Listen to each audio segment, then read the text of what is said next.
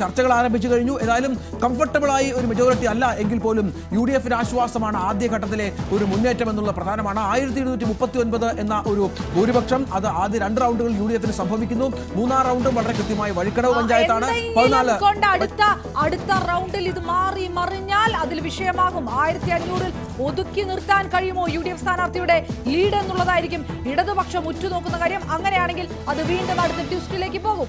വഴിക്കടവിൽ നമുക്കറിയാം കഴിഞ്ഞ തവണ LDF വെറും 35 വോട്ടുകളുടെ മാത്രം ഭൂരിപക്ഷം ഉണ്ടായിരുന്ന ഒരു മണ്ഡലത്തിലാണ് ഇപ്പോൾ അൻവർ എഫക്ട് ഉണ്ടെങ്കിൽ പോലും 1239 ഒരു ഭൂരിപക്ഷം ആരെയാണ് ഷൗക്കത്ത് ഉയർത്തുന്നത് എന്നത് പ്രധാനമാണ്.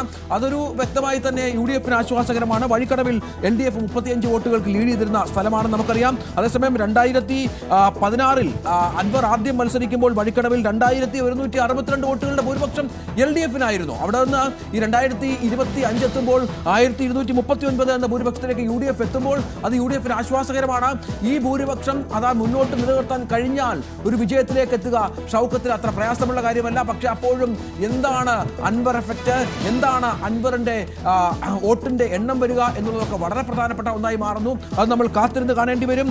11,504 വോട്ടുകളുടെ ഭൂരിപക്ഷം 2016 വലിയ ഭൂരിപക്ഷം UDF അല്ലെങ്കിൽ അന്ന് LDF ഭാഗത്തുനിന്ന് അൻവറിന് നൽകിയ ഒരു പഞ്ചായത്ത് കൂടിയാണ് വഴിക്കടവ് എന്ന് ചേർത്ത് വെക്കണം. ഇപ്പോൾ മൂന്നാം റൗണ്ട് വോട്ടെണ്ണൽ പുരോഗമിക്കുന്ന പശ്ചാത്തലം കൂടി ചേർത്ത് വെക്കണം. മൂന്നാം റൗണ്ടിൽ എന്താണ് സംഭവിക്കുക എന്നത് ഏതാനും നിമിഷങ്ങൾക്ക് അറിയാം. 75.87 ഒരു വലിയ പോളിംഗ് ശതമാനം ഇത് ആശങ്കപ്പെടുത്തി. ഒരേ സമയം അതോടൊപ്പം തന്നെ പ്രത്യാശയും കൊടുത്തു. മുന്നണികളെ സംബന്ധിച്ചിടത്തോളം എങ്ങനെയാണ് ഇത് ആർക്കാണ് ഗുണകരമാകുക എന്ന് കണ്ടെത്തണം. 10,000 വോട്ടെങ്കിലും വലിയ അടിയൊഴുക്കില്ലെങ്കിൽ ജയിക്കാമെന്നുള്ള പ്രതീക്ഷ UDF അൻവർ ആകുമോ ആ അടിയൊഴുക്ക് എന്നാണ് കണ്ടെത്തണം. ഈ 10,000 വോട്ടെങ്കിലും പിടിക്കേണ്ട ബാധ്യത, ജയിച്ചില്ലെങ്കിൽ പോലും 10,000 വോട്ടെങ്കിലും പിടിക്കേണ്ട ബാധ്യത അൻവറിനെ സംബന്ധിച്ചിടത്തോളം ഉണ്ട്. അൻവർ പക്ഷെ ആദ്യ റൗണ്ടിൽ തന്നെ ഈ 1600 വോട്ടിന്റെയൊക്കെ ലീഡ് 2,500. അപ്പൊ അത് അൻവറിന്റെ പ്രതീക്ഷയ്ക്കും ഇതുണ്ട്.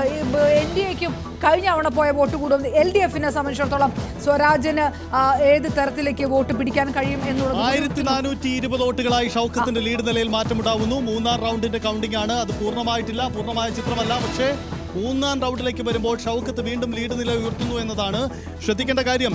ഈ വരുന്ന 3 റൗണ്ടുകളും പൂർണ്ണമായും വഴിക്കടവാണ്. 4ാം റൗണ്ടിലേക്ക് വരുമ്പോൾ വഴിക്കടവും മൂത്തേടവും എണ്ണും. പക്ഷേ അവിടെയും UDF ലീഡ് പിടിക്കും. 4, 5, 6 റൗണ്ടുകളിലെല്ലാം UDF വലിയ മജോറിറ്റി കിട്ടിയേ മതിയാവൂ. എന്നാൽ മാത്രമേ ആ പ്രതീക്ഷകൾക്കൊപ്പം മുന്നോട്ട് പോകാൻ അവർക്ക് കഴിയൂ. കാരണം മൂത്തേടത്തും വഴിക്കടവിലും